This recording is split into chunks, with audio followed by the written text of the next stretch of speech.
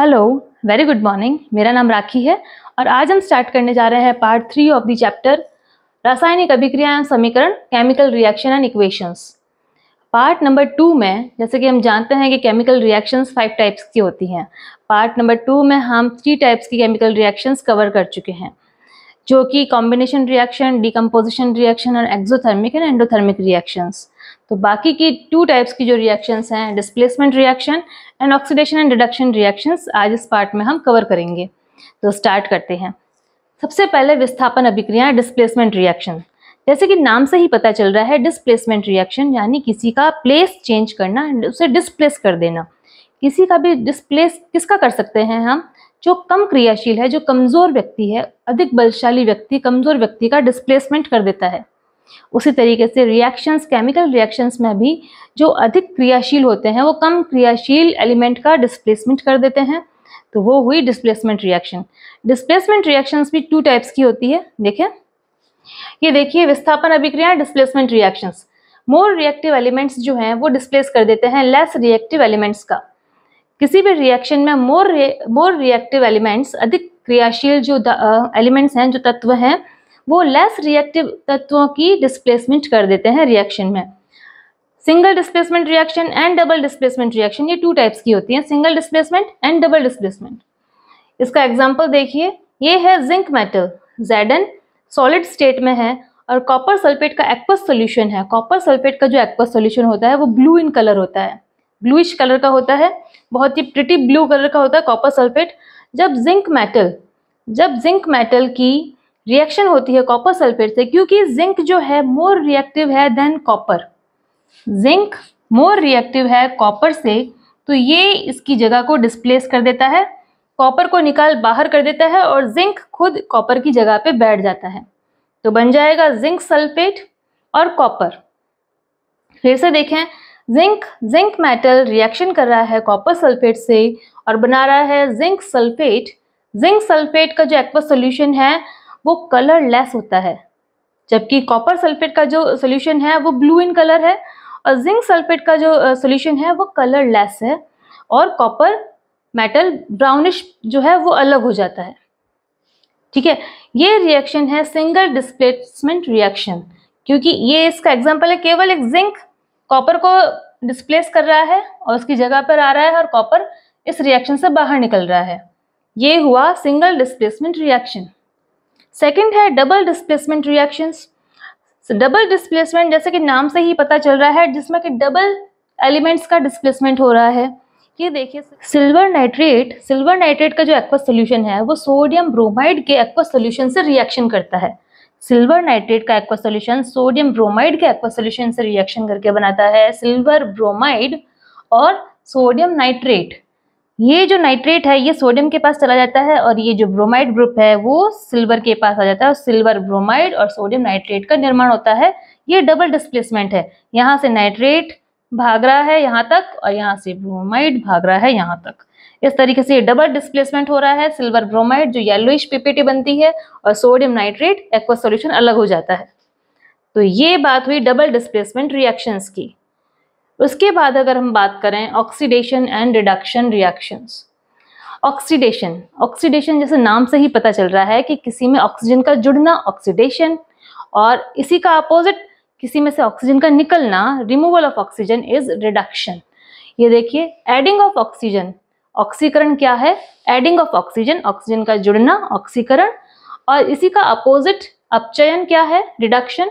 Removal of oxygen, oxygen का निकलना, reduction है, अपचयन है। अच्छा, इसी का अपोजिट ये है कि रिमूवल ऑफ हाइड्रोजन। अगर ऐसी रिएक्शन है जिसमें ऑक्सीजन है ही नहीं, तो हमें कैसे पता चलेगा कि इस रिएक्शन में ऑक्सीडेशन हो रहा है या रिडक्शन हो रहा है? किसका ऑक्सीडेशन हो रहा है और किसका रिडक्शन हो रहा है, ये कैसे पता चलेगा अगर उस रिएक्शन में ऑक्सीजन नहीं होगा? तो दूसरा हमारे पास हिंट है हाइड्रोजन। सेकेंड पॉइंट है removal of hydrogen. Removal of hydrogen, अच्छा, एडिंग ऑफ ऑक्सीजन का बिल्कुल अपोजिट है रिमूवल ऑफ हाइड्रोजन।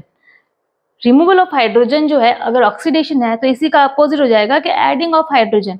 हाइड्रोजन का जुड़ना अपचयन है, जबकि हाइड्रोजन का निकलना ऑक्सीकरण है।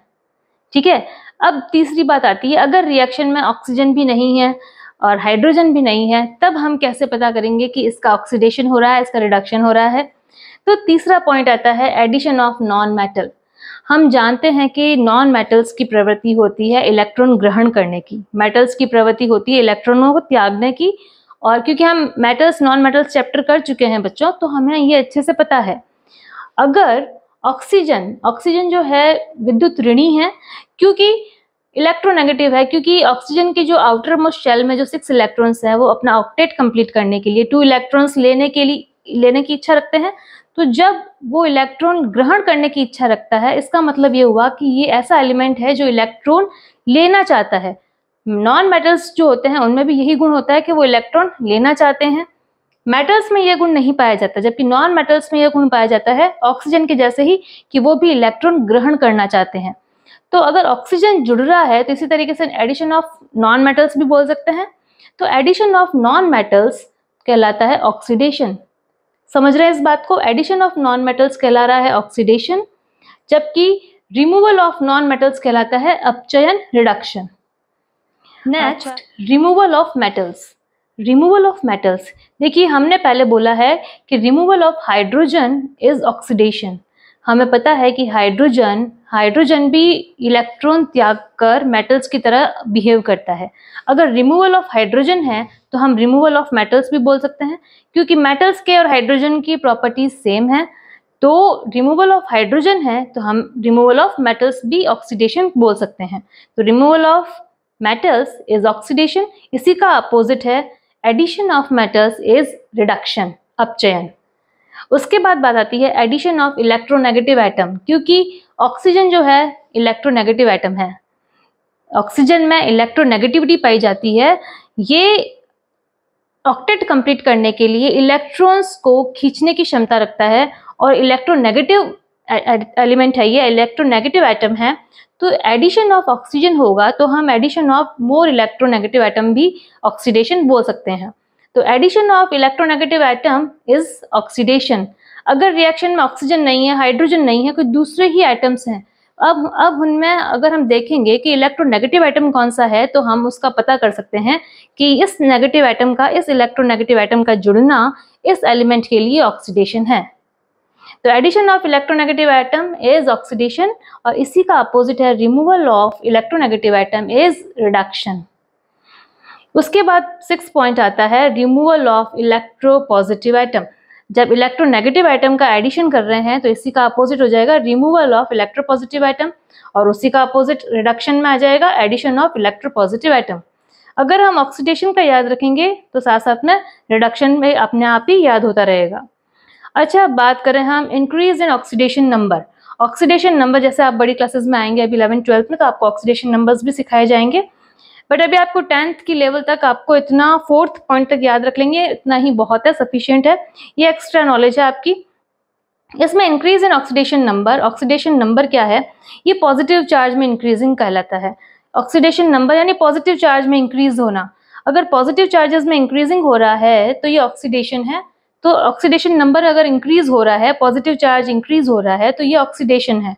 इसी का अपोजिट है डिक्रीज इन ऑक्सीडेशन नंबर, मतलब ऑक्सीडेशन नंबर यानी पॉजिटिव चार्ज में कमी आना, डिक्रीजिंग होना, अपचयन है, रिडक्शन है। अगर किसी में पॉजिटिव चार्ज इंक्रीज कब होगा? जब उसमें से इलेक्ट्रॉन निकलेगा। जब कोई एटम पॉजिटिव होगा, कब होगा वो? जब उस एटम में से इलेक्ट्रॉन निकलेगा। तो इलेक्ट्रॉन का निकलना, loss of electron is called oxidation. किसी में से इलेक्ट्रॉन्स का रिमूव होना, loss of electron is oxidation, ऑक्सीकरण है। जबकि गेन ऑफ इलेक्ट्रॉन का जुड़ना अपचयन है, रिडक्शन है। तो इस तरीके से ये 8 इसकी परिभाषाएं हो गई हैं सारी। तो हम जो भी अभी एग्जाम्पल्स करेंगे तो इन्हीं में से ये सारे एग्जाम्पल्स सॉल्व करेंगे कि ये रिएक्शन ये शो कर रही है। तो ठीक है, बात करते हैं, हम कुछ एग्जाम्पल्स देख लेते हैं। तो हमारे बोर्ड पर जितनी जगह है हम उस हिसाब से इसके एग्जाम्पल्स देख लेते हैं। First of all, copper oxide जो है हाइड्रोजन से रिएक्शन कर रहा है और कॉपर बना रहा है और H2O वाटर मॉलिक्यूल का निर्माण कर रहा है। कॉपर को देखिए, कॉपर ऑक्साइड CuO कन्वर्ट हो रहा है Cu में, CuO कन्वर्ट हो रहा है Cu में। कॉपर यहाँ से यहाँ कन्वर्ट हो रहा है। इस कॉपर में से क्या रिमूव हो रहा है? ऑक्सीजन। तो माइनस ऑफ ऑक्सीजन में लिख दूं ये ऑक्सीजन एटम, ठीक है, ये रिमूव हो रहा है। अगर ऑक्सीजन एटम रिमूव हो रहा है तो देखिए कहीं पे दिख रहा है removal of oxygen. Removal of oxygen is called reduction. इसका मतलब कॉपर ऑक्साइड का रिडक्शन हो रहा है, ये रिडक्शन हो रहा है। और हाइड्रोजन H2 मॉलिक्यूल जो है वो H2O में कन्वर्ट हो रहा है, H2O में कन्वर्ट हो रहा है। तो इसमें क्या हो रहा है, ऑक्सीजन ऐड हो रहा है, addition of oxygen, plus O लिख दूं। अब अगर एडिशन ऑफ ऑक्सीजन हो रहा है तो इसमें से कौन सी इक्वेशन सही बैठ रही है इसके, addition of oxygen is called oxidation. तो हाइड्रोजन का ऑक्सीडेशन हो रहा है, ठीक है। कॉपर ऑक्साइड का रिडक्शन हो रहा है क्योंकि इसमें से ऑक्सीजन निकल रहा है, जबकि हाइड्रोजन का ऑक्सीडेशन हो रहा है क्योंकि हाइड्रोजन से ऑक्सीजन जुड़ रहा है और वाटर मॉलिक्यूल का निर्माण कर रहा है। अब हम देखें कॉपर ऑक्साइड का जो रिडक्शन हुआ है, अगर हाइड्रोजन नहीं होता तो इसका रिडक्शन पॉसिबल था, नहीं था। तो ये रिडक्शन करने वाला कॉपर ऑक्साइड का रिडक्शन किसकी वजह से हुआ है, हाइड्रोजन की वजह से। तो ये रिड्यूसिंग एजेंट के रूप में है, हाइड्रोजन जो है रिड्यूसिंग एजेंट है। और हाइड्रोजन का ऑक्सीडेशन हुआ है कॉपर ऑक्साइड की वजह से हुआ है। तो इस रिएक्शन में ऑक्सीडाइजिंग एजेंट है कॉपर ऑक्साइड, कॉपर ऑक्साइड है ऑक्सीडाइजिंग एजेंट और हाइड्रोजन है रिड्यूसिंग एजेंट। ये है एग्जांपल नंबर 1। एग्जांपल नंबर 1 में हमने कॉपर ऑक्साइड और हाइड्रोजन का एग्जांपल देखा है, जिसमें कि कॉपर ऑक्साइड का रिडक्शन हुआ है और हाइड्रोजन का ऑक्सीडेशन हुआ है, ठीक है। इसके बाद हम सेकंड एग्जांपल की बात करें, ये देखिए सेकंड एग्जांपल है, इस तरफ देख सकते हैं आप, जिसमें कि हाइड्रोजन सल्फाइड और क्लोरीन H2S और Cl2 रिएक्शन कर रहे हैं और बना रहे हैं सल्फर S और 2HCl। इसमें जब देखा जाए H2S हाइड्रोजन सल्फाइड सल्फर में कन्वर्ट हो रहा है, तो इसमें से क्या हो रहा है, minus of hydrogen atoms remove हो रहे हैं। तो अगर हम देखेंगे हाइड्रोजन एटम्स का रिमूव होना, removal of hydrogen is called oxidation. तो इसका हो रहा है ऑक्सीडेशन। और क्लोरीन जो है वो HCl में कन्वर्ट हो रहा है, इसमें हो रहा है एडिशन ऑफ हाइड्रोजन, एक हाइड्रोजन जुड़ रहा है इसमें और HCl का निर्माण हो रहा है। तो हाइड्रोजन सल्फाइड में जब ये इसमें से हाइड्रोजन रिमूव हो रहा है तो ये ऑक्सीडेशन है, और इसमें क्लोरीन में जब हाइड्रोजन ऐड हो रहा है तो ये रिडक्शन है। तो क्लोरीन का हो रहा है रिडक्शन। जिसका रिडक्शन हो रहा है वो है ऑक्सीडाइजिंग एजेंट, और जिसका ऑक्सीडेशन होता है वो है रिड्यूसिंग एजेंट। तो ये H2S जो है रिड्यूसिंग एजेंट है और क्लोरीन जो है ऑक्सीडाइजिंग एजेंट का काम कर रहा है इस रिएक्शन में। ये हुआ एग्जाम्पल नंबर 2। एग्जाम्पल नंबर 2 के बाद में हम एग्जाम्पल नंबर 3 पे आते हैं, जिसमें कि 4 सोडियम के एटम्स जो हैं वो रिएक्शन कर रहे हैं O2 से, ऑक्सीजन से, और बना रहे हैं Na2O के 2 मॉलिक्यूल्स है ये।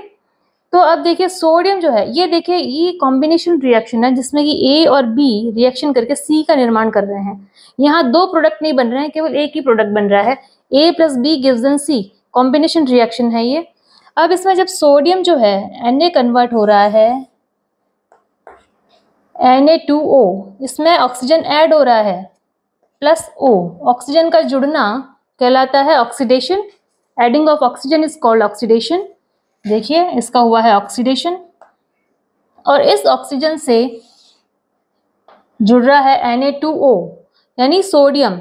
तो सोडियम से जुड़ना ऑक्सीजन के लिए, किसी भी मेटल से अगर कोई जुड़ेगा ऑक्सीजन, तो ऑक्सीजन का खुद का क्या हो रहा है, रिडक्शन हो रहा है, क्योंकि addition of metals is called reduction. तो एडिशन ऑफ मेटल्स, अगर ऑक्सीजन के साथ में सोडियम धातु जुड़ रही है तो इसका रिडक्शन हो रहा है। जिसका रिडक्शन हो रहा है वो है ऑक्सीडाइजिंग एजेंट, और जिसका ऑक्सीडेशन हुआ है वो है रिड्यूसिंग एजेंट। तो इस तरीके से हमने बात की है, एग्जाम्पल किए हैं 3। इसमें केवल इन एग्जाम्पल्स के थ्रू ही हम पता कर पाते हैं कि किसका ऑक्सीडेशन हो रहा है, किसका रिडक्शन हो रहा है। अब हम बात करते हैं, 2 छोटे छोटे टॉपिक रह जाते हैं, एक है कोरोजन है और दूसरा है रैंसिडिटी है। तो कोरोजन मतलब जंग लगना, है ना। तो हम कोरोजन की बात करते हैं तो सभी धातुएं जब होती हैं, कहा जाता है मेटल्स की बात करते हैं कि मेटल्स बहुत ही कठोर होती हैं, हार्ड होती हैं, वो किसी से डरती नहीं हैं।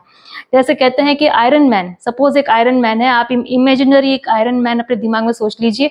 आयरन मैन आ गया है और वो बोल रहा है मैं किसी से नहीं डर रहा हूँ, पर जैसे ही 4 लोग उसके सामने आ जाते हैं, 4 लोग कौन कौन है?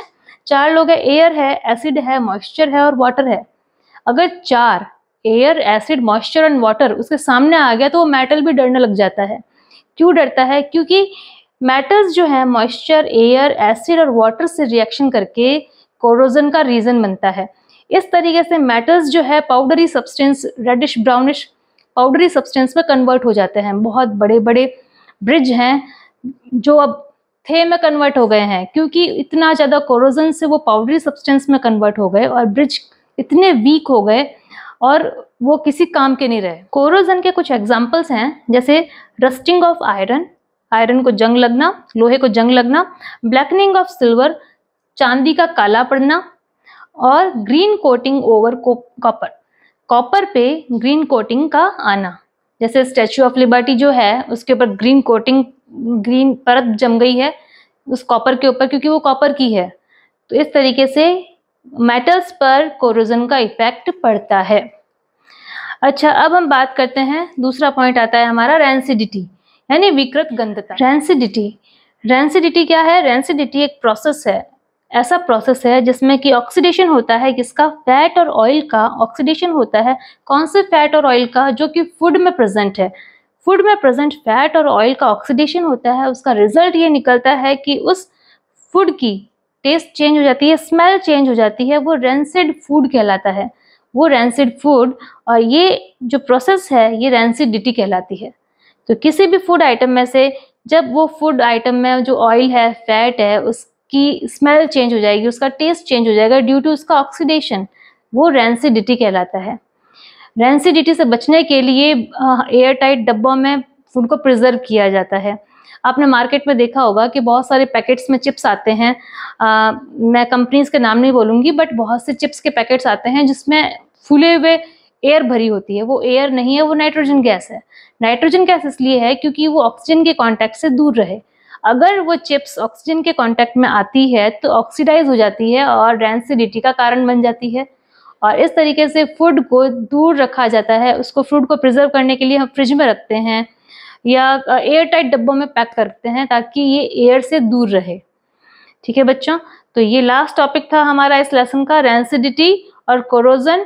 तो आज हमने ये सारे टॉपिक कवर किए हैं, जिसमें कि आज हमने किया है विस्थापन अभिक्रियाएं, displacement reaction, single displacement, double displacement और oxidation reduction reactions. Oxidation reduction पूरी अगर एक कंप्लीट अगर हम रिएक्शन देखें तो एक ही रिएक्शन में ऑक्सीडेशन रिडक्शन दोनों होते हैं, ये रिडॉक्स रिएक्शन कहलाती है। रिडक्शन का RED, रिडॉक्स का अपचयन का RED एंड ऑक्सीडेशन का OX मिलकर रिडॉक्स कहलाता है। तो रिडॉक्स रिएक्शंस होती हैं ये। और ऑक्सीडेशन अपचयन को हमने पूरा डिस्क्राइब खुल के पढ़ा है, ये एग्जांपल्स किए हैं। उसके बाद हमने कोरोजन पढ़ा है, कोरोजन को पूरा अच्छे से देखा है, और रैंसिडिटी क्या होती है उसे देखा है। इसी के साथ हमारा पार्ट 3 में ये चैप्टर कंप्लीट हो रहा है, केमिकल रिएक्शन एंड इक्वेशंस। तो बच्चों अच्छे से पढ़ाई करें, अच्छे से नोट्स बनाएं। कोई भी प्रॉब्लम हो तो कमेंट सेक्शन में मुझे कमेंट करें। Thank you.